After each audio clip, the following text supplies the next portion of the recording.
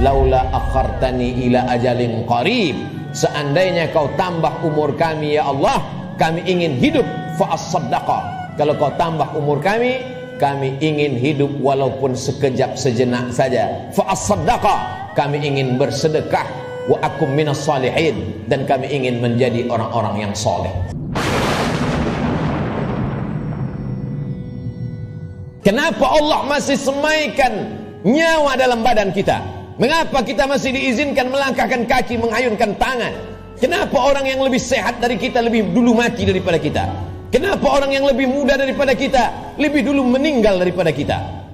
Sesungguhnya Allah buat kita hidup karena dosa kita masih banyak. Allah sayang dengan kita, Dia tunggu kita bertobat. Sesungguhnya Allah buat kita hidup karena Allah tahu kita belum punya bekal yang banyak. Senantiasa husnuzon kepada Allah. Orang-orang beriman, dia tahu bahwa umurnya itu masih dititipkan Allah. Allahumma ja'alil hayata ziyadatan lana fi kulli khair. Kalau kau takdirkan aku masih hidup besok pagi, jadikan hidup besok pagi sebagai amal saleh.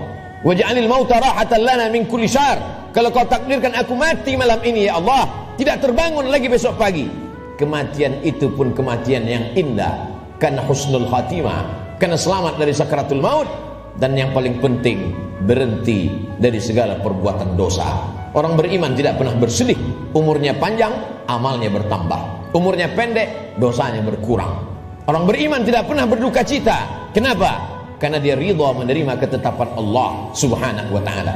Lewat dari sakaratul maut, selesaikah kehidupan? Belum. Keliru orang yang berkata, mari kita hantar jenazah ini ke tempat peristirahatan yang terakhir. Istirahat kata siapa? Liang kubur sudah siap menjepit bagi mereka yang curang. Curang timbangan, curang sempadan tanah, curang sempadan batas kebun. Mereka akan dihimpit 7 lapis tanah. Berapa banyak tukang gali kubur yang sudah mengukur panjang kubur 170 cm, tapi begitu diukur dengan galah, dengan buluh, dengan bambu, jenazah dimasukkan ke dalam. Kenapa berkurang? Kalaulah dikatakan tukang penggali kubur salah ukur, tidak mungkin, karena dia mengukur dengan bambu, dengan buluh. Tidak mungkin dia salah ukur. Jadi apa sebenarnya yang terjadi? Maka liang lahat sudah siap-siap menjepit, meremukkan tulang belulang, meluluhlantakkan jenazah yang mati menghadap Allah subhanahu wa ta'ala. Ujian kedua yang akan dihadapi adalah azab kubur. Maka setelah fil alamina innaka hamidum majid, orang solat beriman, muslim yang takut pada Allah, menambahkan doanya, Allahumma fir lima qaddamtu wa ma akhartu wa ma asrartu wa ma a'lantu wa ma asraftu wa ma anta a'lamu bihi minni, antal muqaddimu wa antal muakhiru, la ilaha illa anta subhanaka inni kuntu minadh zalimin. Sebelum salam dia tambahkan 4, Allahumma inni a'udzubika min azabi jahannam wa min azabil qabri wa min fitnatil mahya wal mamat wa min syarri fitnatil masihid dajjal. Dia minta selamat dari azab kubur. Setiap kita yang melewati kubur dalam perjalanan panjang kami dari Pekanbaru ke pedalaman suku Talang Mama, lalu kemudian singgah sebentar di masjid rumah Allah pada hari Sayyidul Ayyam, akan kembali lagi melewati kubur. Apa yang kami katakan? Assalamualaikum ya ahlad diyar minal mu'minin wa inna insyaallah bikum lahiqun yarhamullahul mustaqdimina wal mustakhirin nas'alullah lana wa lakumul afiyah. Apa yang kita mintakan orang yang dikubur itu? Bukankah mereka sudah mati? Orang yang hidup kita ucapkan Assalamualaikum, selamat anakmu, selamat keluargamu, selamat rumahmu, selamat hartamu, selamat sawitmu, selamat karetmu, selamat kebunmu, selamat dagangmu, selamat rukomu, selamat rumah makanmu. Tapi untuk orang yang sudah mati, apa yang kita ucapkan? Kenapa ada selamat untuk orang mati?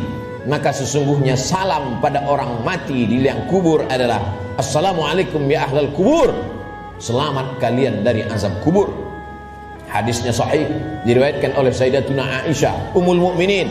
Wahai Aisyah, kata Nabi SAW, kalau engkau lewat di kubur, mulutmu jangan diam saja, ucapkan salam, Assalamualaikum ya ahlad diyar, selamat bagi kalian. Selamat apa? Selamat dari azab kubur. Jangan pernah mulut ini berhenti meminta selamat dari azab kubur. Orang-orang yang dikubur itu kalau dia dihidupkan Allah Ta'ala kembali, apakah mereka mengatakan cukuplah mati ini, kami sudah capek hidup, kami sudah lelah dengan ujian hidup, menghadapi anak pecandu narkoba, menghadapi istri yang berselingkuh, menghadapi orang yang berbuat dosa. Apakah orang yang mati itu lalu kemudian mereka tidak ingin hidup lagi? Orang mati itu ketika ditanya, "Hai orang mati, maukah kalian hidup lagi?" Mereka akan menjawab, "Laula akhartani ila ajalin qarib." Seandainya kau tambah umur kami ya Allah, kami ingin hidup, fa as-saddaqa. Kalau kau tambah umur kami ingin hidup walaupun sekejap sejenak saja. Fa as-saddaqa, kami ingin bersedekah, wa akum minas salihin, dan kami ingin menjadi orang-orang yang soleh. Di antara yang menyelamatkan kita dari azab kubur adalah sedekah. Mengapa orang yang dikubur itu tidak minta haji mabrur? Karena pahala haji mabrur dia lihat nanti di surga. Wal hajjul mabrur laisa lahu jazaa' illal jannah. Haji mabrur balasannya surga. Kenapa orang yang dikubur itu tidak minta jihad fisabilillah? Karena memang tak semua orang punya kesempatan, tapi ada orang-orang yang bersedekah, orang-orang yang mampu mewakafkan tanahnya, berikan tanah. Masjid sudah berdiri, buatkan kelas untuk sekolah tahfiz Quran. Bagi yang tidak sanggup berwakaf tanah, berikan sedekah 2-3 sak semen, batu kerikil, pasir, batu bata, besi. Itu semua akan menolong sampai hari kiamat. Selama masjid ini masih ada orang sholat berjamaah, masih ada orang lagi membaca zikir, tasbih, tahmid, takbir, tahlil, mengalir lapang alam kubur, terang benderang alam barzah. Orang yang meninggal itu hidungnya ditempelkan ke dinding liang lahat. Bagi orang yang meninggal dunia tidak dimasukkan ke dalam keranda, maka jenazahnya ditempelkan, hidungnya menempel ke liang lahat. Cobalah kita berbaring, tempelkan hidung ke dinding. Berapakah jarak antara mata kita ke dinding? Begitulah jarak kita dekatnya dengan dinding. Pandang ke depan, pandang ke belakang, pandang ke atas, pandang ke bawah, tak ada yang bisa dipandang. Gelap gulita, tempat yang paling gelap, tempat yang paling sepi, tempat yang paling sunyi. Apa yang sudah kita persiapkan? Berapa banyak orang mempersiapkan hidup untuk kehidupan setelah pensiun? Berapa banyak orang mempersiapkan hidup setelah hidupnya tenang, dia akan siapkan untuk anaknya. Setelah anaknya tenang, dia siapkan untuk cucunya. Setelah cucunya tenang, dia siapkan lagi untuk generasi sampai hari kiamat. Tapi dia tak pernah berpikir berapa lama dia akan berada di alam barzah, berapa lama dia akan berada di alam kubur. Orang yang meninggal tahun 1000, hari ini sudah 2021, berarti 1021 tahun dia sudah berada di alam kubur.